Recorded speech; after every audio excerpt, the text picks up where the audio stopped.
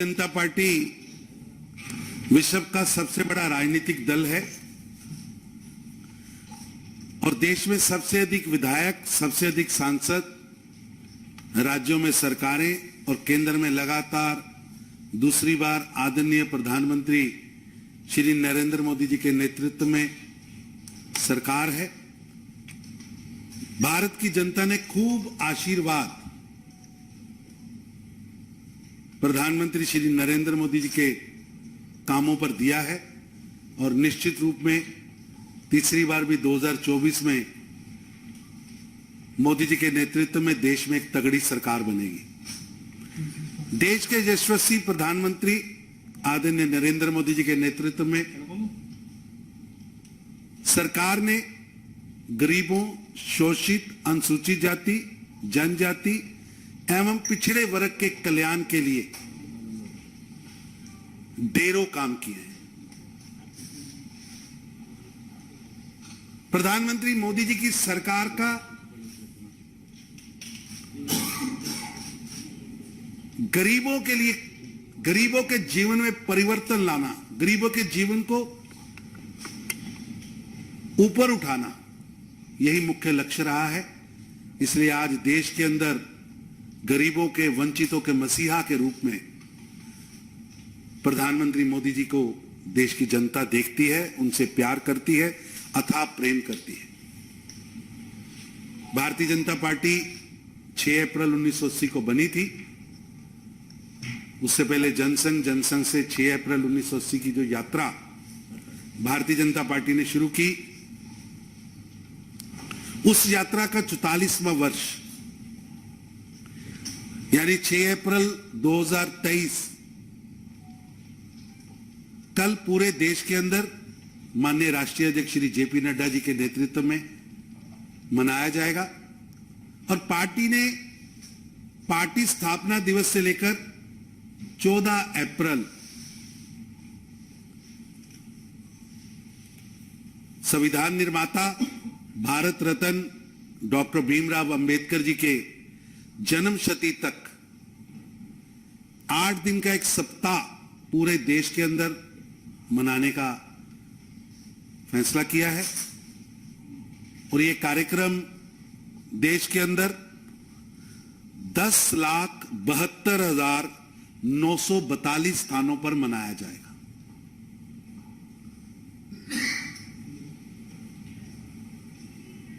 इस कार्यक्रम की शुरुआत कल सुबह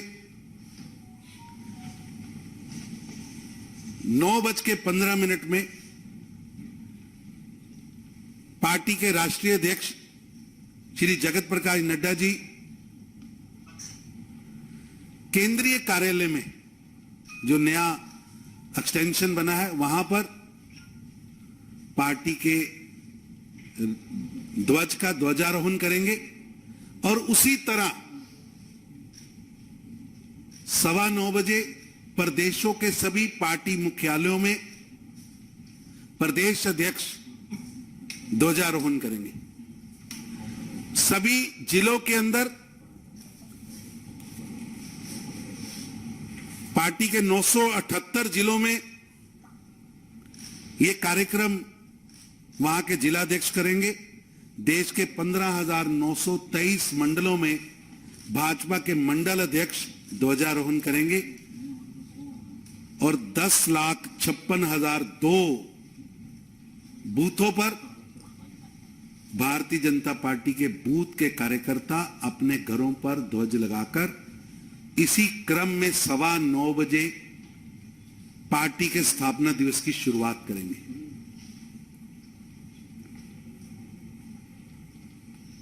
उसके बाद 9:45 पर 10,72,942 स्थानों पर सभी कार्यकर्ता अपने महबूब नेता, हम सबके मार्गदर्शक, विश्व के सबसे बड़े नेता, जिसे भारत की जनता भी चाहती है और विश्व की जनता भी चाहती है, ऐसे भारत के प्रधानमंत्री, गरीबों के मसीहा, वंचितों के मसीहा नरेंद्र मोदी जी का संबोधन सुनेंगे, उनका मार्गदर्शन लेंगे। देश भर में यह कार्यक्रम पार्टी के ध्वजारोहण और प्रधानमंत्री जी के मार्गदर्शन, माननीय राष्ट्रीय अध्यक्ष जी के संबोधन के साथ होगा। और इस दिन कल 6 अप्रैल को पार्टी पूरे देश के अंदर दीवार लेखन के काम की शुरुआत करेगी।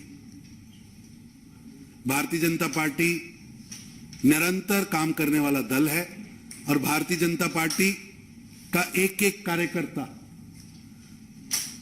समर्पित है, कमिटेड है। और आज भी हम पार्टी के कार्यकर्ता बूथों पर जाते हैं, कार्यकर्ता घूमते हैं, व्यक्तियों से मिलते हैं, जनता से सीधा संवाद करते हैं और जनहित की समस्याओं के निवारण के लिए काम करते हैं। इसलिए कल 6 अप्रैल को 12 बजे पार्टी के राष्ट्रीय अध्यक्ष श्री जेपी नड्डा जी दिल्ली के अंदर एक बूथ पर जाकर खुद दीवार लेखने का काम शुरू करेंगे और उस दीवार लेखन में माननीय राष्ट्रीय अध्यक्ष नड्डा जी 12 बजे दीवार लेखन करेंगे। 1 बजे सभी प्रदेशों में 37 प्रदेशों में प्रदेश अध्यक्ष दीवार लेखन का काम करेंगे। 2 बजे 954 डिस्ट्रिक्ट्स के अंदर डिस्ट्रिक्ट प्रेसिडेंट दीवार लेखन का काम करेंगे और 3 बजे सभी मंडलों और 10 लाख बूथों पर पार्टी के कार्यकर्ता दीवार लेखन का काम करेंगे। यानी कल 6 अप्रैल को 10,72,942 स्थानों पर पार्टी के दीवार लेखन का काम होगा। और ये भारतीय जनता पार्टी की ओर से जो दीवार लेखन का काम होगा,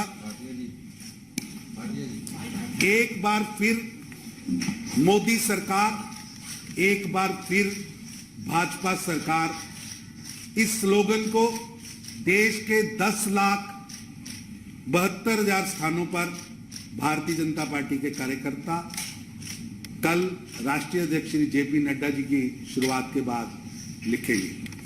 पार्टी की ओर से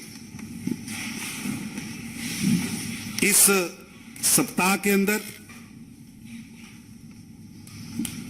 11 अप्रैल को, जैसे 6 अप्रैल को पूरी हर बूथ पर मनाया जाएगा, उसी तरह 11 अप्रैल को महान समाज सुधारक, एक चिंतक, गरीबों के लिए संघर्ष करने वाले महात्मा ज्योतिबा फूले जी की जन्मशती है, उसका कार्यक्रम किया जाएगा। सभी जिलों, मंडल और बूथों पर भारतीय जनता पार्टी का जो ओबीसी मोर्चा है इस कार्यक्रम को करेगा और पार्टी के सभी कार्यकर्ता उसमें शामिल होंगे।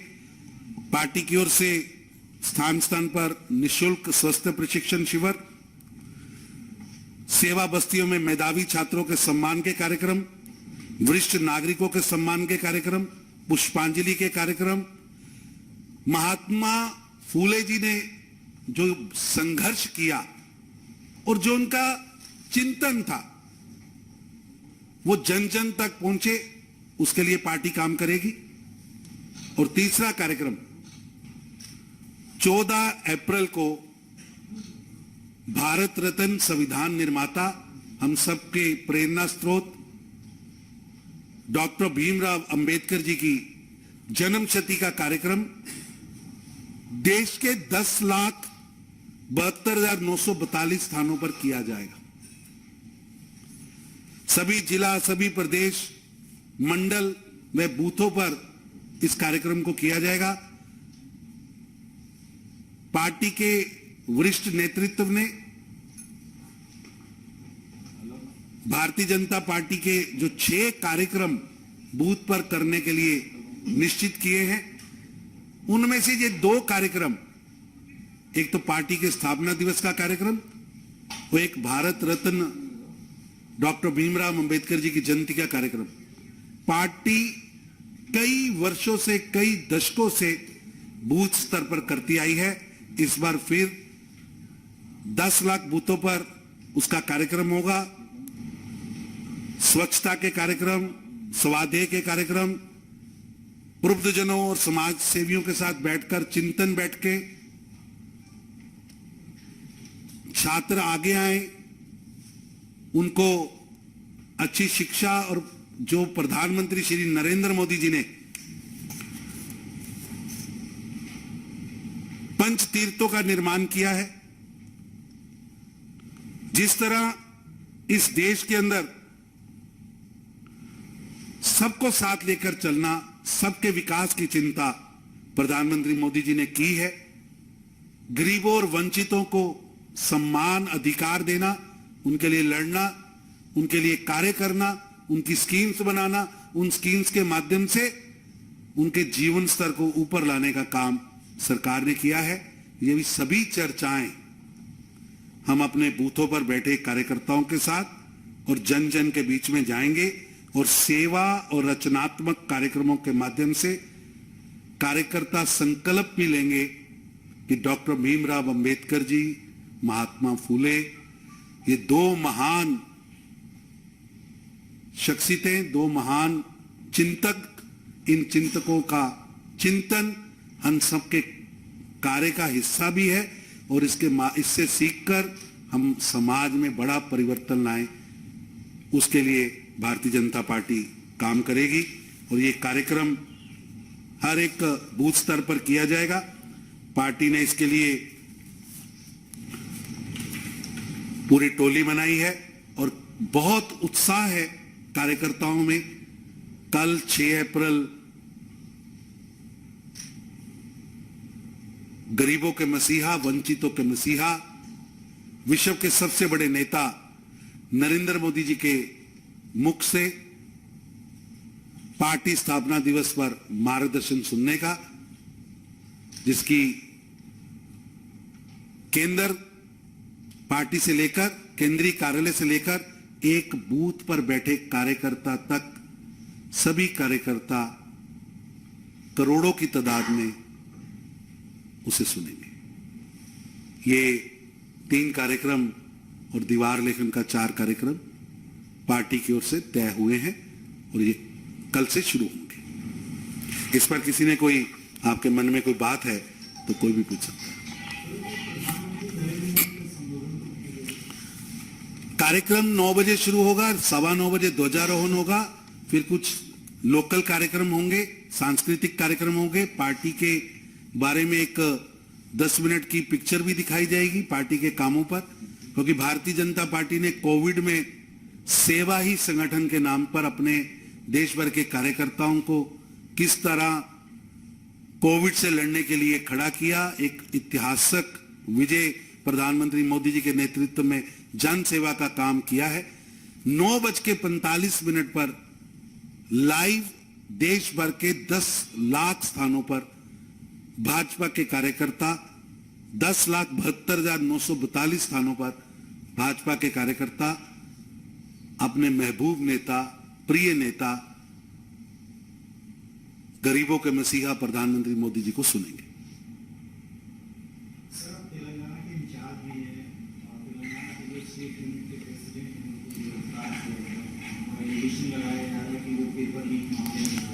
इसके बाद करते हैं, पहले एक बार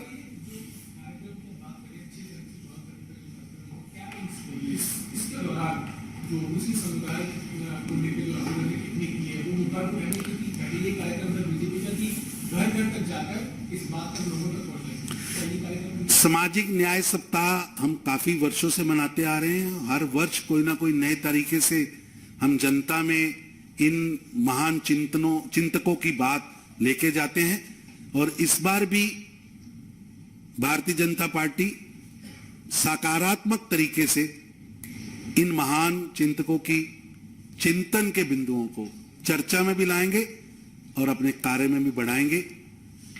जो जाति सूचक शब्द राहुल गांधी जी ने कहे थे, अदालत ने उसके बिहाफ पर सजा दी है, कानून अपना काम कर रहा है और कानून सबसे ऊपर है। किसी भी वंश या किसी खास व्यक्ति से ऊपर कानून नहीं, कानून से ऊपर नहीं है, कानून सबके ऊपर है। गौरव जी एक महत्वपूर्ण विषय पर आप सबसे बातचीत करेंगे और फिर हम तेलंगाना के विषय पर बात करेंगे। गौरव भाटिया जी। हाँ जी। 14 अप्रैल को चिंतन करेंगे इंटेलेक्चुअल्स के साथ। चिंतन यानी हमारे कार्यक्रम होंगे, चिंतन कार्यक्रम होंगे। सामाजिक न्याय सप्ताह जो हम मना रहे हैं, इस सप्ताह में बुद्धिजीवियों के साथ गोष्ठियां होंगी 14 तारीख को, और कार्यक्रम हर बूथ पर होगा। ऐसा है कि प्रधानमंत्री मोदी जी के नेतृत्व में जो सरकार के 9 वर्ष हुए हैं, उसमें सरकार ने कई योजनाएं चलाई हैं, 5 तीर्थों का निर्माण किया है। डॉक्टर भीमराव अंबेडकर के चिंतन से देश का नौजवान सीखे संघर्ष करके समता युक्त समाज कैसे बनाना है, कैसे आगे बढ़ना है। उनका जीवन देश के सभी नौजवानों के लिए एक मार्गदर्शक बने, उसके लिए 5 तीर्थों का निर्माण किया गया है। हर तीर्थ में उस तीर्थ की बारे में और उनके जीवन के बारे में बताया गया है। सरकार की योजनाएं मोदी जी ने गरीबों और वंचितों के लिए जो बनाई है, पोस्ट मैट्रिक स्कॉलरशिप है, बच्चा पढ़े आगे बढ़े, उसके लिए सरकार सहायता दे रही है। लोगों का जीवन स्तर ऊपर आए, उसके लिए वहां पर सुविधाएं मिले, उस पर श्री नरेंद्र मोदी जी की सरकार ने बहुत काम किया है। घर देना, गैस देना, हर घर में पीने का पानी पहुंचाना, हर घर में बिजली का कनेक्शन पहुंचाना, वंचित समाज, गरीब समाज के लिए मेडिकल इंश्योरेंस। देश के अंदर 80 करोड़ से ज्यादा, शायद 81 करोड़ लोगों को फ्री भोजन पहुंचाना। ऐसे कई दर्जनों काम हैं जो प्रधानमंत्री मोदी जी ने 9 वर्षों में गरीबों को सामने रखकर गरीब के जीवन में परिवर्तन लाने के लिए, एक गरीब परिवार का जीवन स्तर ऊपर उठाने के लिए किए हैं।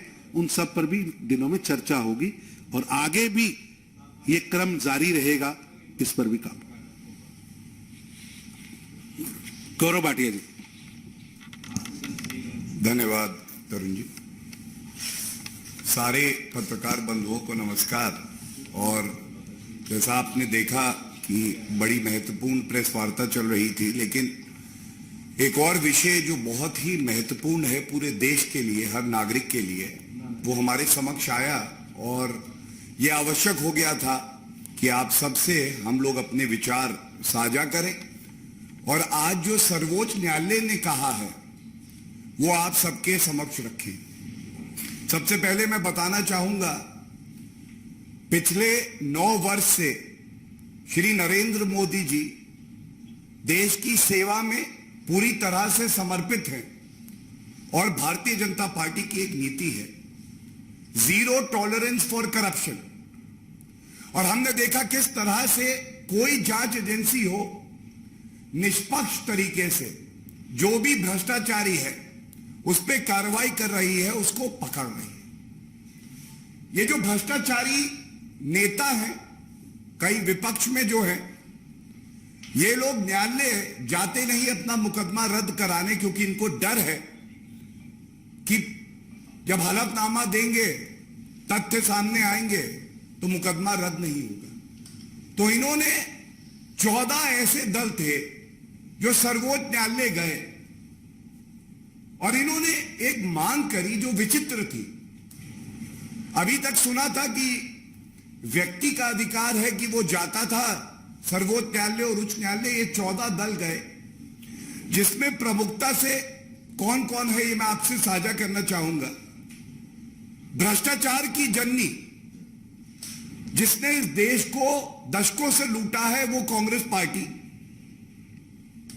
सोनिया गांधी, राहुल गांधी, रॉबर्ट वाड्रा, 3 सदस्य एक परिवार के जो भ्रष्टाचार के आरोप में बेल पे बाहर है वो।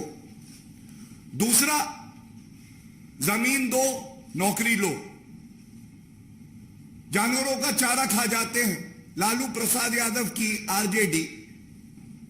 गुलाबी गड्डियों में जिनके मंत्री पाए जाते हैं, ममता बनर्जी की तृणमूल कांग्रेस। कट्टर ईमानदार का सर्टिफिकेट देने वाले और जिनके पूर्व उप मुख्यमंत्री कट्टर बेईमान पाए गए और बेल नहीं मिल रही है, और दूसरे मंत्री करीब करीब 10 महीने से जेल में है, उनको भी बेल नहीं मिली। वो पापी आप बीआरएस के कविता का भ्रष्टाचार पूछताछ में हमने देखा किस तरह से घबरा रहे हैं कि जांच एजेंसी अपना काम ना करे, और उनके साथ NCP, DMK, Uddhav party, JMM, JDU, Samajwadi party, national conference, CPI, 14 था। ये बताना इसलिए आवश्यक था कि आज सर्वोच्च न्यायालय ने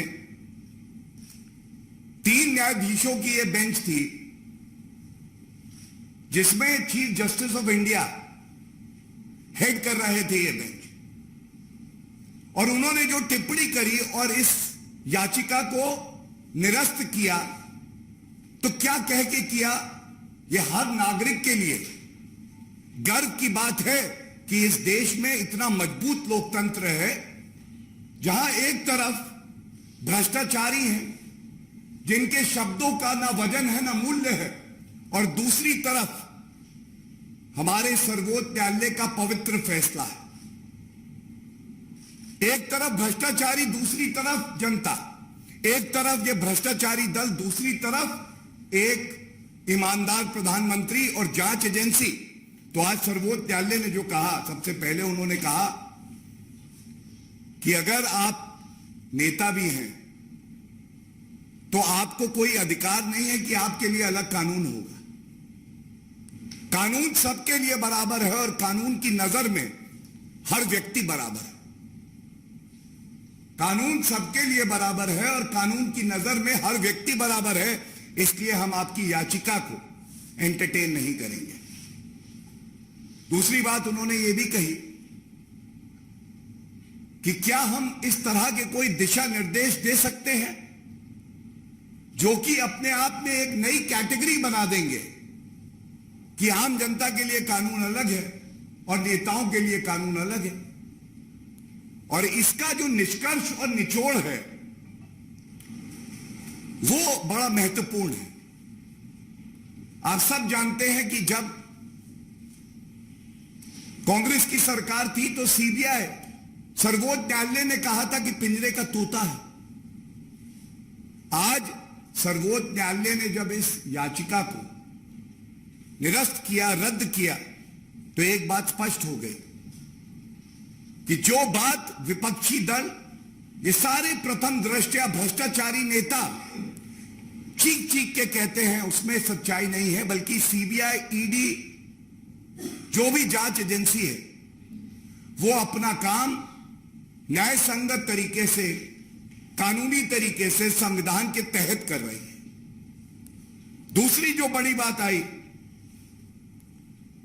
एक भाव भारतीय जनता पार्टी में हमारे सबके आदरणीय प्रधानमंत्री जी ने कहा है वीवीआईपी कल्चर नहीं है, सब नागरिक बराबर है, सबका हक बराबर है।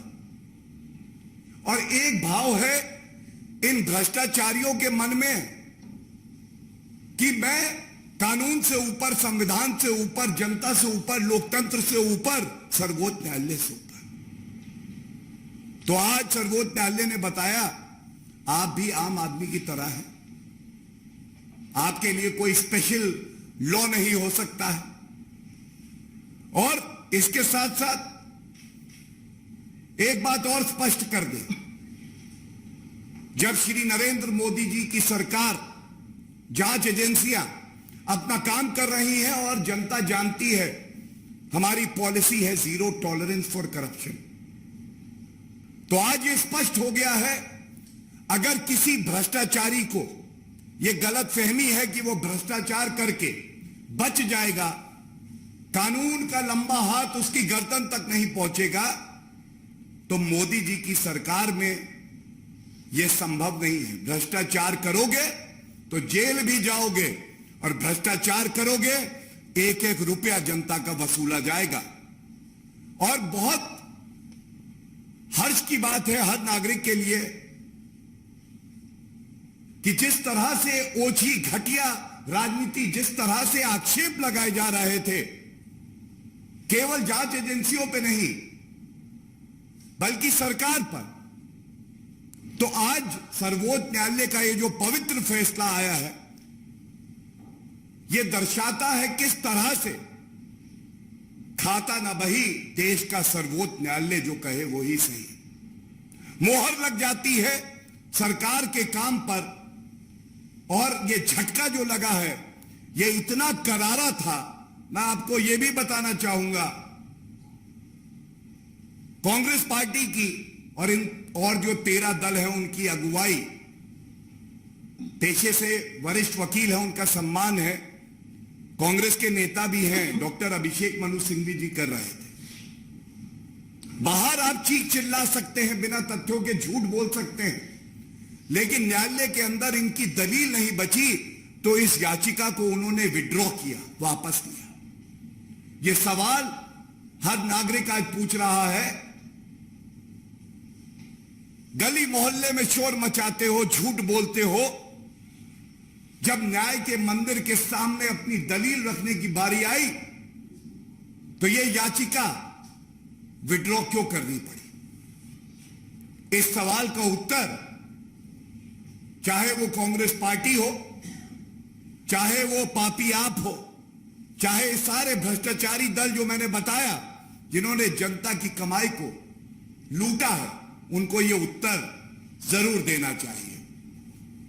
और मैं इतना ही कह के अंत करूंगा,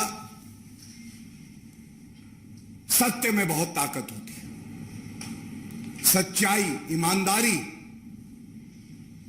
आप संख्या में तो 14 हो सकते हैं, लेकिन आपके पास यह ताकत नहीं है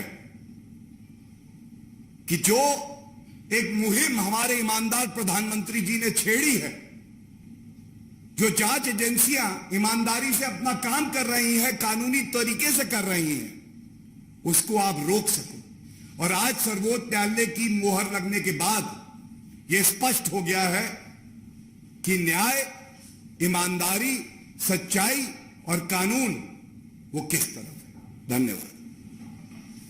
एक सवाल और कांग्रेस के सामने उन्होंने कहा कि 2000 किलोमीटर का एरिया चीन ने कब्जा कर लिया, सरकार उसकी जवाबी दे रही है, और इंडिया बेहतर वाली देखिए, मैं इतना ही कहूंगा कि जो विषय मैंने उठाया, अगर उस पर कोई सवाल हो तो मैं वो सवाल पहले लेना चाहूंगा और उसके बाद आपके प्रश्न का उत्तर हम लोग जरूर देंगे। सर, मेरा आपसे सवाल है कि संजय राउत ने बोला है कि जितना भी जो स्पॉन्सर कर रही है दंगों को वो बीजेपी कर रही है। बेल वाले संजय राउत, अच्छा बेल वाले, ठीक है।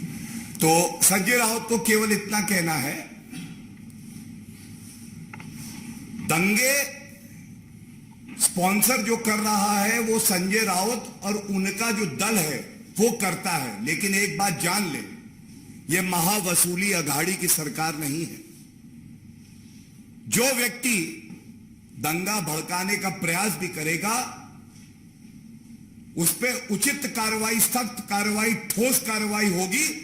और ये ममता बनर्जी की सरकार नहीं, ये बिहार में जंगल राज की सरकार नहीं कि अपराधी का धर्म देख के कार्रवाई हो।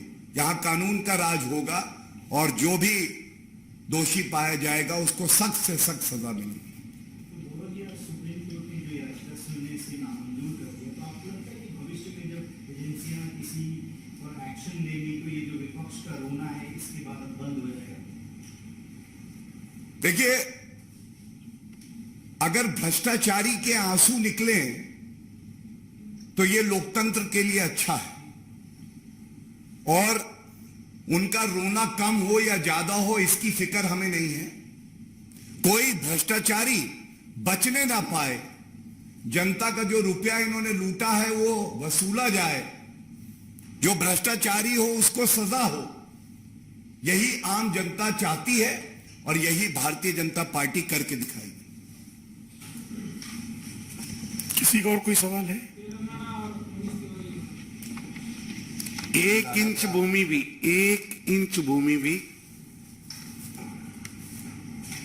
किसी के कब्जे में नहीं गई है। केवल भ्रम पैदा किया जा रहा है, झूठ बोला जा रहा है। देश पहले भी स्पष्ट कर चुका। तेलंगाना के अंदर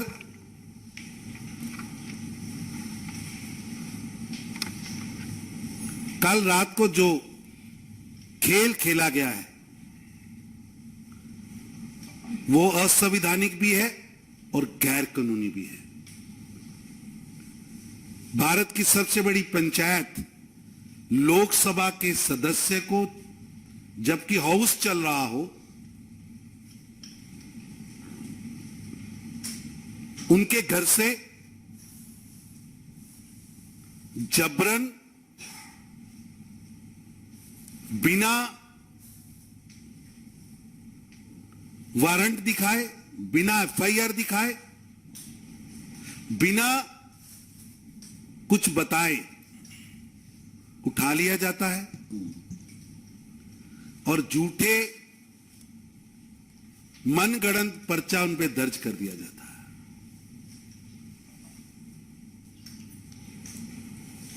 केसीआर व उनका कुटुंब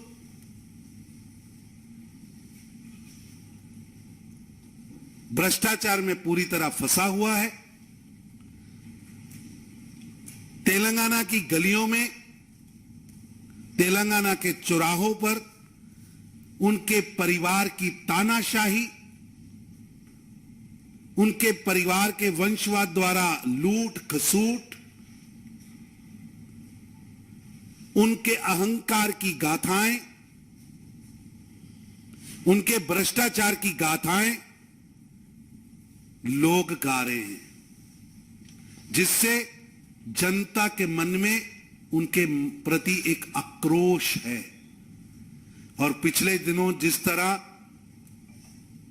स्टेट पीसीएस के, पब्लिक सर्विस कमीशन के एग्जाम का पेपर लीक हुआ, जिससे हजारों नौजवान आक्रोशित होकर सड़कों पर उतरे।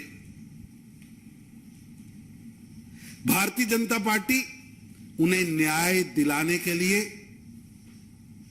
तेलंगाना के नौजवानों के साथ खड़ी थी और उस आंदोलन में हमने पार्टिसिपेट किया। वो आंदोलन हम आज भी लड़ रहे हैं।